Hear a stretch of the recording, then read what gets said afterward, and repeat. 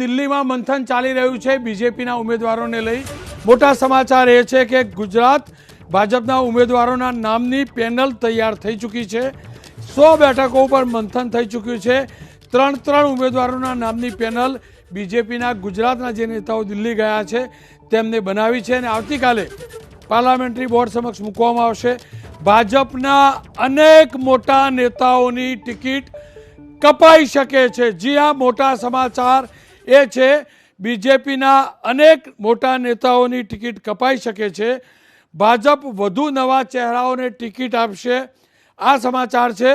ભાજપ 1 ડઝનથી વધુ મહિલાઓને ટિકિટ ફાળવશે. આ મોટા સમાચાર છે.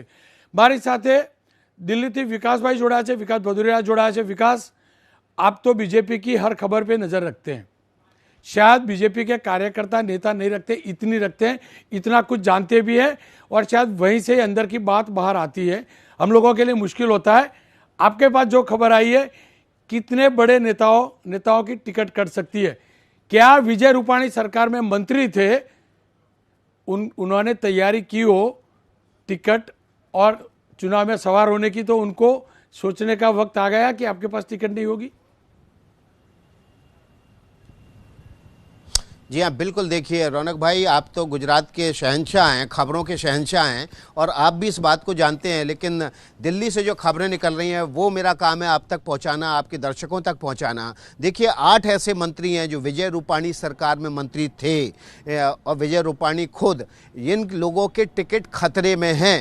कल जब शाम को बैठक होगी तो ये मान के चलिए कि 8 ऐसे मंत्री जो रूपाणी सरकार में मंत्री थे, नई सरकार में जिनको जगह नहीं दी गई थी, चाहे एज फैक्टर हो, चाहे उनकी विनेबिलिटी हो, यानी कि उनका जिताऊ ना हो, इन आधार पर इन मंत्रियों के, इन पूर्व मंत्रियों के टिकट कट सकते हैं. और ये कड़ा फैसला केंद्रीय नेतृत्व ने लिया है. इसके अलावा मैं आपको बता दूं, इन उम्मीदवारों के, जिनके पूर्व मंत्रियों के टिकट कटेंगे, कद्दावर नेताओं के जिनके टिकट कटेंगे, वहां पर युवा उम्मीदवारों को उतारा जाएगा. यानी कि पूरी की पूरी जो पीढ़ी परिवर्तन है, जो कि जिसको कहते हैं जनरेशन शिफ्ट है, वो इन सीटों पर देखने को मिलेगा. इसके अलावा 1 दर्जन से ज़्यादा जो है महिलाओं को टिकट दिया जाएगा ताकि महिलाओं का प्रतिनिधित्व विधानसभा में बढ़ाया जाए और हो सकता है कि 1.5 दर्जन तक ये नंबर पहुंच जाए. आदिवासियों का प्रतिनिधित्व जो है वो लगातार बीजेपी बढ़ाने की कोशिश कर रही है और ऐसी सूरत में जिन सीटों पर बीजेपी मजबूत नहीं है वहां से कांग्रेस के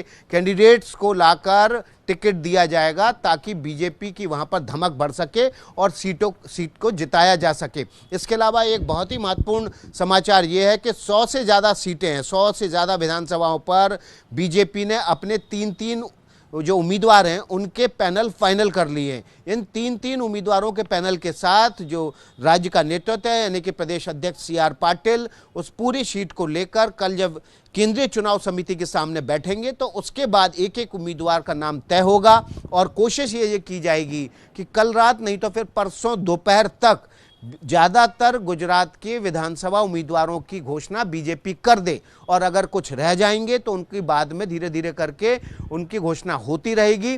तो पहले और दूसरे फेज के ज़्यादातर उम्मीदवारों की कोशिश की जा रही है कि एक साथ घोषणा कर दी जाए. इसके अलावा बीजेपी एक नया कैंपेन लॉन्च करने जा रही है. बहुत महत्वपूर्ण समाचार है रौनक भाई. वो कैंपेन होगा हैप्पीनेस गुजरात, यानी कि गुजरात की खुशहाली का. और इस खुशहाली को कुछ इस तरह से कैंपेन को तैयार किया गया है कि जो गुजरात की आम लोगों की भावना है, वहाँ की तरक्की को लेकर, वहाँ के विकास को लेकर, वहाँ की उम्मीदों को लेकर वो इस कैंपेन में निकले.